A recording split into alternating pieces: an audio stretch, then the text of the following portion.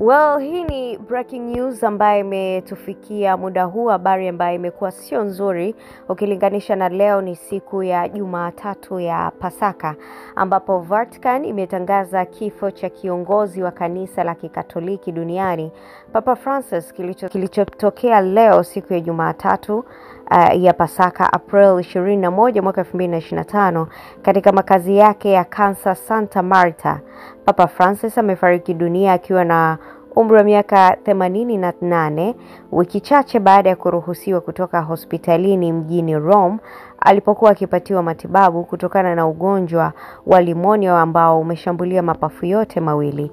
Papa Francis ambaye amechaguliwa kuwa kiongozi wa kanisa la Katoliki mwaka 2023 alikuwa papa wa kwanza kutokea Amerika ya Kusini na mmoja kati ya mapapa wa umri mkubwa zaidi kuwahi kutokea na kuongoza kanisa hilo.